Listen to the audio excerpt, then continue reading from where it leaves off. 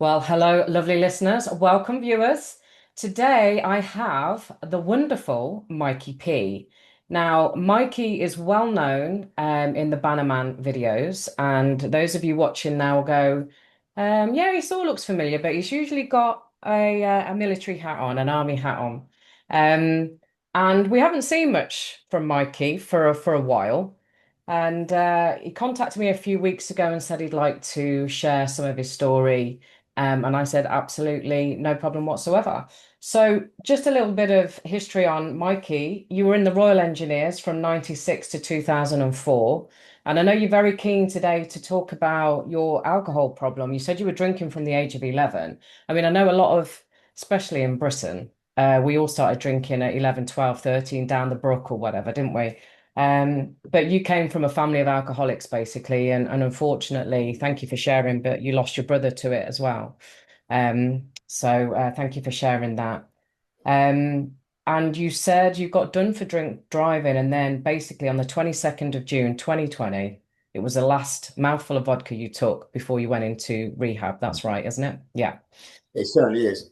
Yeah, and I asked you before we started recording, when you got into your alternative journey, and like most of us, your world blew up in 2020. Mm. Um, and it was a friend of yours that sent you a 5.5 hour documentary that obviously opened your eyes because up until that point, you said the army had or the military had trained you into being a good little boy, following the rules, A and you super slave is my terminology. Super slave. You were wearing masks. You were letting them shove things up your nose and all sorts. Yeah. And then of course that all changed in 2020. So thank you so much, Mikey, for being here and reaching out. It's an absolute pleasure to have you, and I know the audience are going to love this. So thank you for being here today. Cheers for having me. Before I go any further, guys, don't forget to like, comment, share, subscribe. It helps me to grow the channel, which is growing massively at the moment. I'm really pleased with it. And if you're feeling flush, buy me a coffee /Mal Clark. It just helps me keep doing these podcasts because nobody else wants to monetize me right now.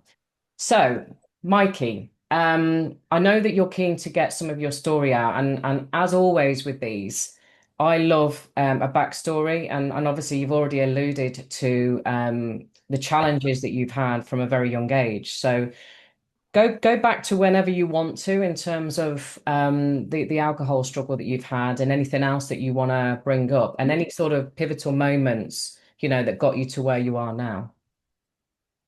Basically, we'll skip past that. Hello, peeps.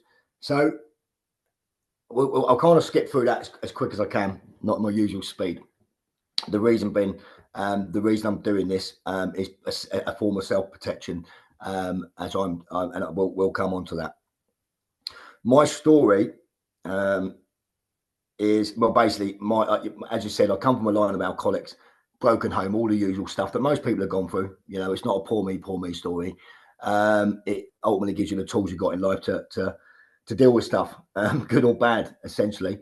But yeah, I started drinking from 11. I mean, I remember going all the way back to living in Battle Road, Hastings, and I remember whatever it was my mum was drinking, didn't know what it was, but didn't like her drinking it. And didn't really see much of Dad. He had his restaurant, not emotionally available, all the usual stuff. So everyone doing the best they can do with the tools they had from their shocking upbringings. Fast track through till 11. I just sort of desperately wanted to hang around with my brother and his mates, but I was kind of bullied every day. I'd get home sort of from school first, followed by my brother and his mates who would beat me up, leave me tied to the radiator naked, that sort of stuff. Then I followed him to secondary school, not the convenient one near me, but the one he went to, just to get my head kicked in pretty much every day. Until one day they said, go and beat up that bloke and we'll leave you alone. And they kind of trained me to fight by then. So I did a good job. And then I started sticking up for myself. And as we got older, the tables turned. At 11 years old, I went out with my mates, my brother and his mates again, and they kind of forced me to down some beer. And that was the first time I got drunk and discovered escapism. And it's not until I ended up in rehab, in hindsight, I realised I've been an alcoholic since I was 11. A lot of people don't realise the traits, and the traits are quite simple. You're drinking to get drunk, and once you start, you can't stop. Right? No one's coming to save us. right? Fucking, it's just no one's coming to fucking save us. All you fucking Q-tards, get a fucking grip, right? No one. There might be a little bit of white hat stuff going on. There might be some of this stuff, but you've all gone sat on your fucking asses far too quick. Yeah. But all right, let's say they are going to come and save us. In the meantime, who's saving the fucking children? Is that what it is? Well, no, not the alleged offence against a security guard. They're going to steamroll me. I'm up in an area called Hexham. They think they've pinpointed me, but they haven't quite pinpointed my location. Someone gave me an address. Now, I'm not sure how good my intel is. I'm not sure if the person giving me intel was actually a plant himself. There's a lot of weird shit going on. So, yeah, it's a bit fucked all that. There's literally one person on this planet I can trust, and that's it. Three people. Three people. So, yeah, so they're coming after me. This copper rung me because they kept turning up to where they thought they was. They kept turning up at my mate's house. And he kept letting me know. So, because his fucking neighbours letting him know you had the police at the door and everything else. So it's all dodgy because he told me that he rung up the police or 101 and they're saying they've got no record of it. So anyway, I decided, this acting sergeant called me last night.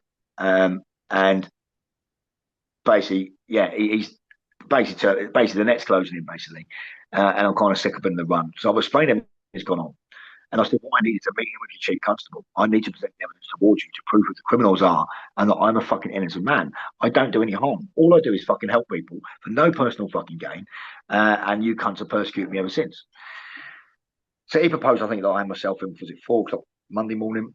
And I said, look, when you're on shift next, and he's the 27th. So what we agreed is, basically, I'm going to hand myself in the 27th. He's going to ring me at 9 o'clock, and I'm going to go and hand myself in. People. And then this is why I don't help as many people because I've had people reach out for tape measures to try to organise from afar, and they're just wasting my fucking time. They put no effort in. They're taking the battle, put no fucking effort in. They expect me to round up the troops to go and take the fucking house back. So the only people that get my help now are the vulnerable, the children, and those fucking warriors who are willing to actually fucking go and learn stuff and not be fucking victims. We've got to empower ourselves, guys. Get the fuck out of the convenient truth. It's just truth. Be honest with yourselves, right? Go and read The Man in the Glass poem and fucking literally that says it all. And, you know, literally, even if we want to lie to everyone else and deceive everybody else, the one person we can't lie to is ourselves. All that comes out is self-hatred. So just be true to yourselves, guys, and get on the right fucking path, right? Fuck this inconvenient, the convenient truth. There's children getting snatched and raped and satanically abused every single fucking day. Why are we not talking more about that? Yeah, fuck the council tax, fuck the tax. That's all corporations, all bullshit. Why are we still stuck on that, people? Right? Why aren't men getting together? Why is there a woman had the utility company come to a house, break her fucking finger, and we're struggling to get people to show up this week when they show up? Why is this happening? Why on rapid response? Just when there's a named person, me or Bannerman or Phil turns up, then people fucking show. Get a fucking grip. Get control of your local rapid response communities. Take control of it. Go and meet face to face. Whittle out the fucking shields. Follow your gut instinct, right? And fucking let's take this shit back, guys. Fuck them.